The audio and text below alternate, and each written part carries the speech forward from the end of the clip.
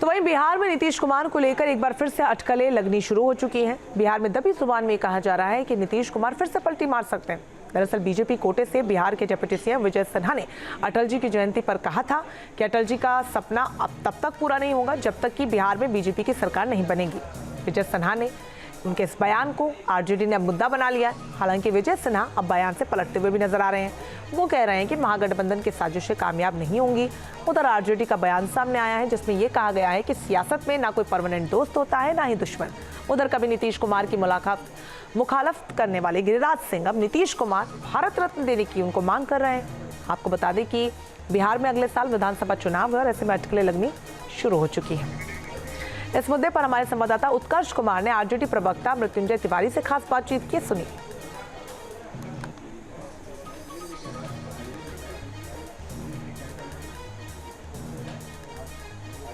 बिहार की राजनीति में एक बार फिर से सत्ता परिवर्तन होने के आसार नजर आ रहे हैं। एक तरफ जहां बीजेपी जो है वो कह रही है कि उनका मुख्यमंत्री होना चाहिए, तो दूसरी तरफ अब आरजेडी और जेडीयू के बीच जो है कह सकते हैं कि नज़दीकियां देखने को मिल रही है। एक तरफ बिहार सरकार के मंत्री कह रहे हैं कि अगर आरजेडी आना चाहती है तो उनका स्वागत है। हमारे साथ बात करने के लिए मृत्युंजय तिवारी हैं। मंत्री सुमित सिंह कह रहे हैं कि अगर आना चाहते हैं तो उनका स्वागत है।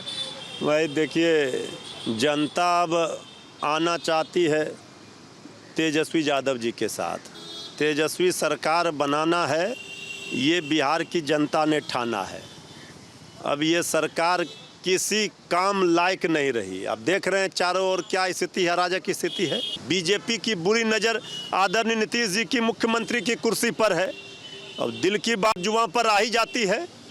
आदरणीय केंद्रीय मंत्री अमित शाह जी ने क्या कहा कि नहीं, कौन नेतृत्व करेगा ये बाद में तय होगा।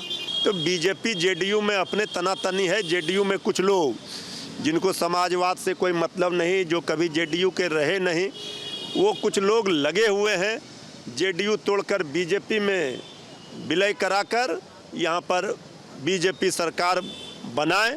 आदरणीय नीतीश जी बेबस हैं, लाचार हैं, मजबूर हैं।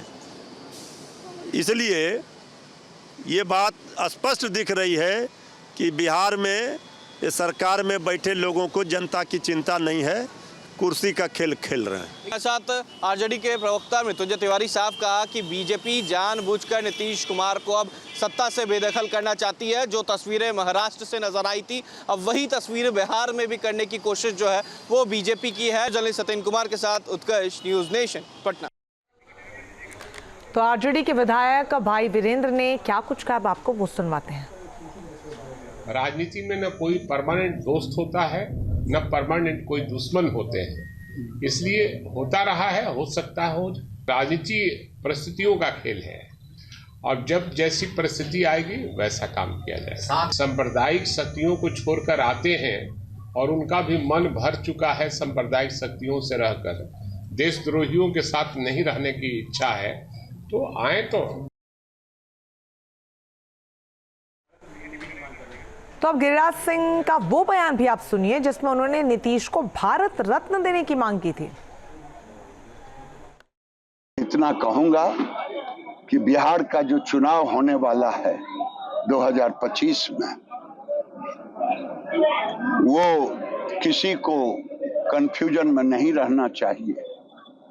लालू जी लाख तुम्बा फेरी कर ले, नीतीश कुमार के नेतृत्व में एनडीए का चुनाव होगा और बिहार में फिर से एनडीए की सरकार बनेगी।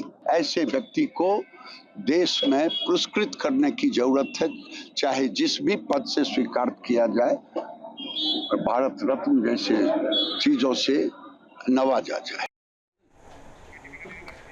और अब विजय सिन्हा का वो बयान आपको सुनवाते हैं जिसको लेकर बिहार की सियासत में उबाल आ गया है।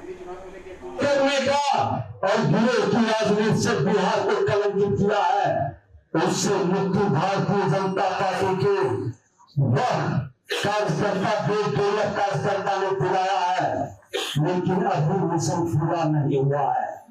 मिशन अधूरा है। भाजपा की अपनी सरकार हो तभी सभी अटल जी के प्रति सच्ची श्रद्धांजलि होगी।